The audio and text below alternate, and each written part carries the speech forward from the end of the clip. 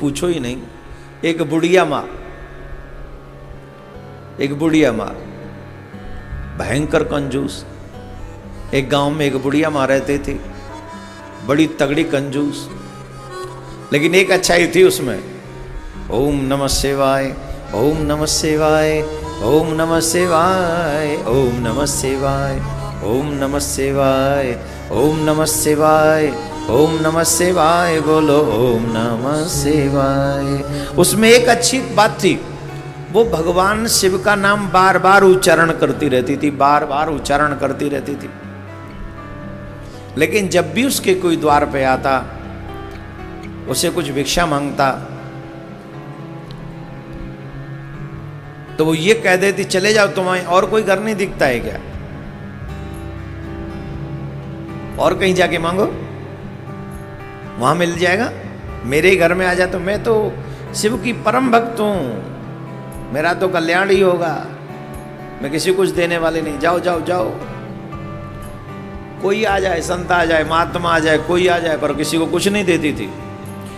कहने का मतलब है किसी की अच्छाई के चर्चे थे तो बुढ़िया माँ की कंजूसी के चर्चे थे पूरे गांव में। और गांव में ही नहीं, कंजूसी के चर्चे ऊपर तक थे, शिवलोक तक थे इस बुढ़िया माँ के। क्यों, नाम तो लेती थी शिव जी का, तो चर्चे बड़े हाई फाई थे, ऊपर तक, देवलोक तक, शिवलोक तक।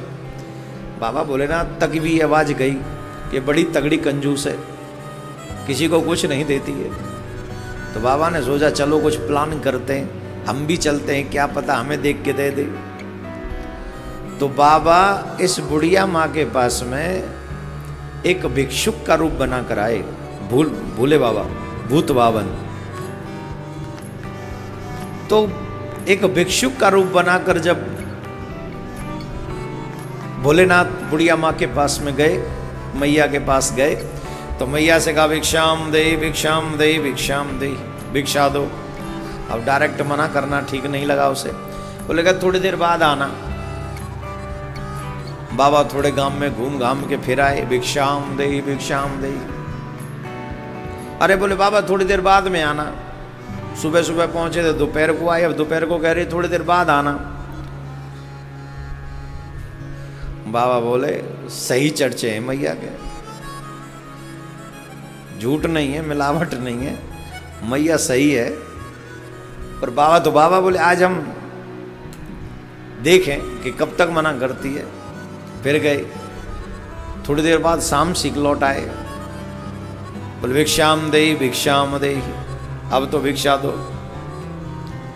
अरे बोले बाबा अब शाम हो गई, अभी रात्रि का भोजन बना नहीं है, थोड़ी देर बाद में आना। बाबा बोले कोई बात नहीं। फिर 2-4 राउंड लगा के आ गए गांव के, फिर लौट के आ गए, बाबा भिक्षाम दे। अरे बाबा अब तो तुम लेट हो गए, हम तो खा के हो गए, निर्चू हो गए हम तो खा के, अब तुम अपने आप देखो, फिर आना। बाबा बोले कोई बात नहीं, आज यही गांव में रुकेंगे हम रात में, देखें तो सही तू कितना मना करती है। दूसरे दिन भोर होते होते फिर बाबा पहुंच गए, भिक्षाम दे, भिक्षाम दे। अब तो मैया से रहा नहीं गया। मैया बोली बाबा तू तो मेरे ही पीछे पड़ गए हो, या पूरे गांव में कोई ना दिख रहे होगा तो जरूरी है मैं तो डायरेक्ट नहीं कर दूं, जब ये अच्छो लगेगा मैं ना देनो चाह रही, तो समझ में ना आ रहा हूं। समझदार आदमी वही थे कहें जो इशारे समझ जाए। तो दोपहर सवेरे आएगो मैं नहीं कर दई, बाद में आइयो, फिर एक देर बाद आएगो मैंने बाद में आइयो। 4-5 बेर तो जब कह दई बाद में आइयो, या को मतलब है यहाँ आइयो ही मत, तू समझ रही हो ना है। जट बाबा समझ गए कि मैया वाकई दिल से कंजूस है, ये सर वैसे ही नहीं तगड़ी कंजूस है, आके तो कितने पीछे पड़ जाओ पर या के हाथ ते एक दानों नहीं निकले। तो बाबा भोलेनाथ क्या कर दे, भिक्षुक के रूप में आए, जट बाबा चले गए, बोले मैया नहीं देगी। समय तो समय, धीरे धीरे समय खिसके हो। काउ गांव वाले ने कही मैया कछू तो काऊ दे दो कर, मरेगी तो नरक में जावेगी, तेरे हाथ से कछू ना छूटो।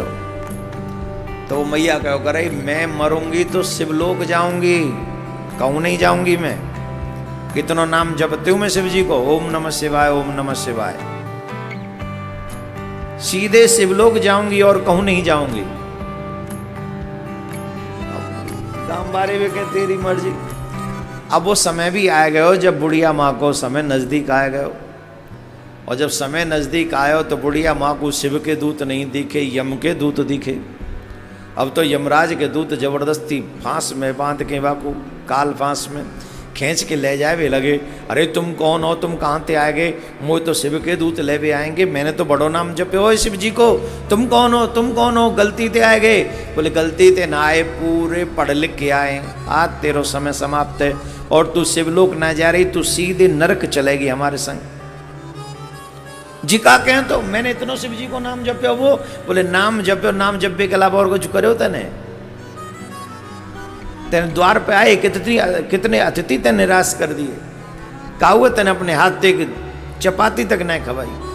चपाती छोड़, रोटी छोड़, अन्न को एक दानों तक तेने ना दियो। अब तो चलनो पड़ेगो, चल हमारे संग, अब तो चलना ही पड़ेगो। अब बुढ़िया रोवे लगी, हाय हाय चिकावे हो। बोले भैया एक काम कर दो, दया नेक्स्ट इसी तो दया कर दो। बोले कहा? बोले तुम सांचे को मुंह नरक में ले जा रहे हो? बोले हाँ डेफिनेटली। बोले भैया एक काम करे, इतनो शिव जी को नाम लियो है तो ने कितनी सी तो दया कर दे।